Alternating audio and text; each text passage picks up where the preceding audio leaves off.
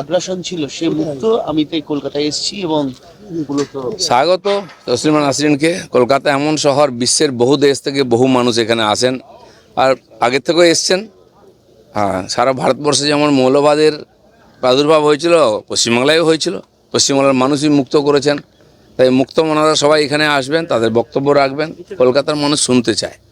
যারা কলকাতার মানুষকে, বাংলার মানুষকে এইসব থেকে বঞ্চিত করেছিল, মানুষ তাদেরকে সরিয়ে দিয়েছে। আজকে 1 আগস্ট থেকে 3টে খুব বড় ডেভেলপমেন্ট। একটা হচ্ছে মিড ডে মিলে ইসকনের মিল এবং তার সঙ্গে ডিম। 2 হচ্ছে আজ থেকে কলকাতায় নাইট সার্ভিস বাস চালু, এবং 3 হচ্ছে আজ থেকে সরকারি বাসে মহিলাদের পিঙ্ক কার্ড ফ্রিতে যাতায়াতের ক্ষেত্রে বাধ্যতামূলক। খুব ভালো কথা।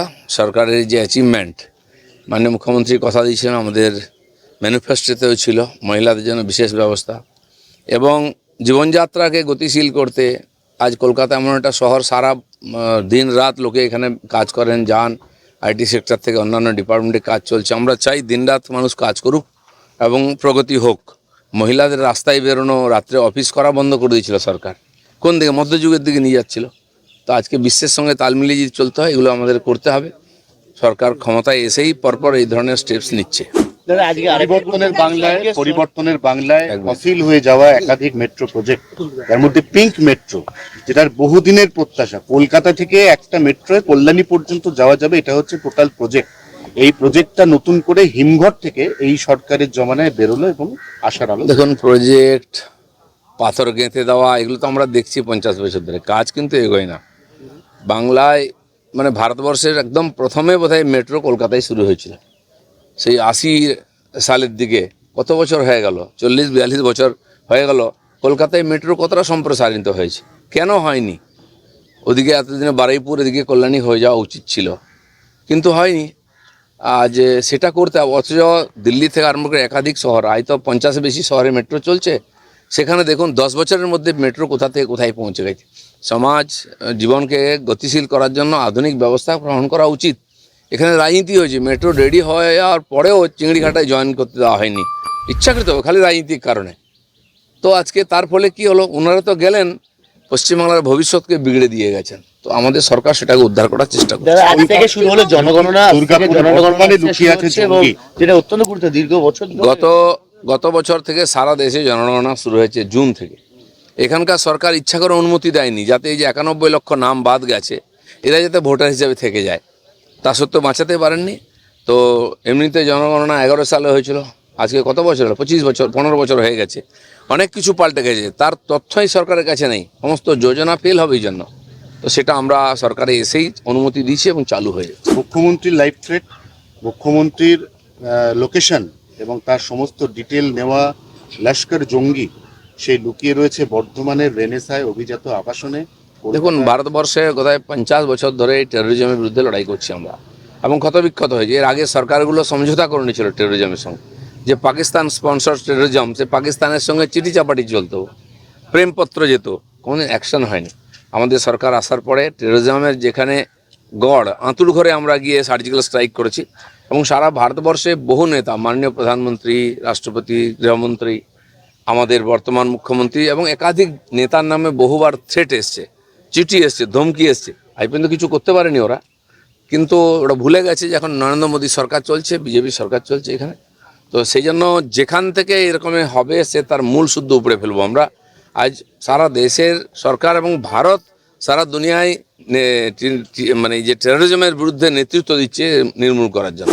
জঙ্গিদের স্লিপার সেল এত অ্যাক্টিভ, সেই অবস্থায় আপনি ইকো পার্কে ঘুরে বেড়ান, সবার সাথে মিট করেন, আপনার নিজের ভয় লাগে না? আপনার ভয় লাগে না? দেখুন, বিশ্বেতে বহু বছর ধরে এই ঘটনা ঘটছে, বহু লোক তার বলিও গেছেন, কিন্তু আমরা যদি ভয়ে বাড়িতে ঢুকে যাই, সাধারণ মানুষ কী করে রাস্তায় বেরোবে?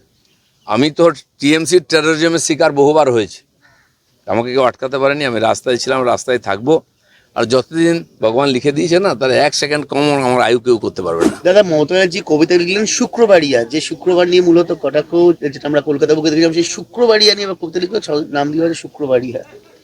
আমি জানি না কেন এত প্রেম শুক্রবারে। বাড়ির বাচ্চার নাম আজানিয়া। পশ্চিমবাংলার A to Z সব পাল্টে দেওয়া হয়েছে, আমাদের কালচারকে, কৃষ্টিকে, পরম্পরাকে। তো উনি লাভ কিছুই করতে পারেননি, বাংলার অনেক সর্বনাশ করেছেন, আমরা সেগুলো রিপেয়ার করছি। প্রধানমন্ত্রী গতকাল রাতে বার্তা দিয়েছেন যে কটু কথা কম বলুন, গালিগালাজ কম করুন, আসুন আমরা বসি। প্রধানমন্ত্রী এতবার আবেদন করছেন, তাও সত্ত্বেও এদের তরফে গালিগালাজ না, ঠিক আছে, যারা গালিগালাজ দিয়েছে কিছু অর্বাচীন, তাদেরকে একটা শক্তি আছে চিরদিন এই ধরনের সরল সিধা মানুষগুলোকে নাচিয়ে নিজের কার্যসিদ্ধি করার চেষ্টা করে, মহিলাদেরকে সামনে নিয়ে যায়, শ্রমিকদের নিয়ে যায় যারা ইনোসেন্ট, এবং এই টিনেজার বাচ্চারা যারা কলেজে পড়ে করে একটুখানি মিডিয়ায় সোশ্যাল মিডিয়ায় ভাইরাল হওয়ার জন্য কি বলছে ভুলে গেছে। তাদের পরিবারের লোকেদেরও এরকম আছে। এই যদি জেনজি হয়, এই যদি ভারতের ভবিষ্যৎ হয়, তো কোন দিকে যাবে? কিন্তু আমরা এই পোকাকে উপড়ে ফেলবো। আজকে দেখুন যারা করেছিল তারা কীভাবে কেঁদে কেঁদে ক্ষমা চাইছে, মানে তারা ভুলটা বুঝতে পেরেছে। এই যে একটা মাঝখানে কদিন উৎপাত হলো, ভারতবর্ষের আন্দোলনকে কলুষিত করলো যারা, আমি তো বলি বাচ্চারা তো আছেই, কোর্ট বলেছে 18 বছরের নিচে তার বিরুদ্ধে ব্যবস্থা নেওয়া যাবে না, কিন্তু যারা ওর পিছন থেকে করেছে সবাইকে টেনে বার করতে হবে এবং আইনের সামনে আনতে হবে। দুটো কোশ্চেন, মৃণাল মণ্ডলের সম্পত্তির এই যে উদ্ধার হয়ে তবে ক্ষতি দেখতে ইডি এবার নিয়ে প্রসেস শুরু করলো, কাগজপত্র ক্ষতি দেখতে শুরু করলো ইডির তরফে। একসময় ইডি এইসব কেস হাতে নিয়েছিল, কিন্তু তখন তথ্য পায়নি, করতে পারেনি, সরকারি সহযোগিতা পায়নি। আজকে আমাদের পুলিশই এর সমাধান করছে, এবং যেটা ইডির এখতিয়ারের মধ্যে আসে ইডি করবে, এনআইএ করবে, সব ধরনের, এবং একটা লোককেও ছাড়বো না আমরা।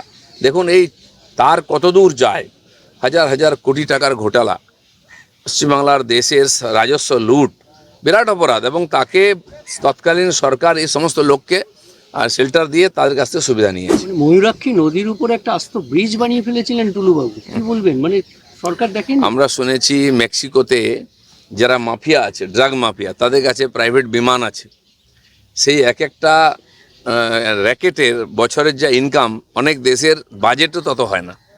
এটা বিশ্বে চলে আসছে, কিন্তু সেগুলো পশ্চিমবাংলায় ঢুকে যাবে টিএমসির হাত ধরে, এটা আমরা কল্পনা করতে পারিনি। এ মাটির তলে কত কি হয়েছে, বেরোচ্ছে, এখন সব বার হবে। দাদা লাস্ট কোশ্চেন, রাজ্যে পালাবদলের পর দেখা যাচ্ছে একাধিক পুরসভায় কোনো কাউন্সিলর আসছে না, চেয়ারপারসন আসছে না, 15টা পুরসভায় এক্সিকিউটিভ মানে ইসি নিয়োগ করলো রাজ্য। পুরসভাগুলোকে যেখানে পুরসভা অচল হয়ে গেছে, কাউন্সিলর থাক বা না থাক, টিএমসি অন্তপক্ষে এরকম 10-20টা পুরসভা কর্পোরেশনে অবজারভার বসিয়ে দিয়েছিল অ্যাডমিনিস্ট্রেটর। দুর্গাপুরে, হাওড়ায় কর্পোরেশন 8 বছর হয়ে গেছে, 10 বছর ইলেকশনই হয় না, তো বাকিগুলো তো তারা নিজেরাই অচল করেছে। কিন্তু সরকার তো চুপ করে বসে থাকবে না। যেমন পঞ্চায়েতে আমরা আইন পরিবর্তন করেছি এই অচল অবস্থা কাটাবার জন্য, ঠিক মিউনিসিপ্যালিটিতেও অবজারভার বসিয়ে সেখানকার অ্যাডমিনিস্ট্রেটিভ কাজ চলবে। দাদা সোনা উদ্ধার ঘটনা এবার সব্যসাচী ঘনিষ্ঠ ব্যবসায়ী বাড়িতে ইডি আছে। দেখুন এই সমস্ত ব্যবসায়ীরা পেছন থেকে এরাই সমস্ত ব্যাক করছিল এই নেতাদেরকে, লুটের ধন যক্ষের ধনের মতো আটকে রেখেছে। আপনারা ভাববেন না যে ছাড় পেয়ে যাবে, পুলিশের একটা ক্যাপাসিটি আছে, পুলিশকে অনেক কাজ করতে, আইন শৃঙ্খলা ঠিক করতে হচ্ছে, এদের জন্য আলাদা করে আবার তদন্তের জন্য সময় দিতে হচ্ছে, কিন্তু সব চলছে একসঙ্গে। আরও রিক্রুটমেন্ট হবে, ম্যান পাওয়ার বাড়বে, তখন দেখবেন তদন্তও গতি পাবে। ঠিক আছে।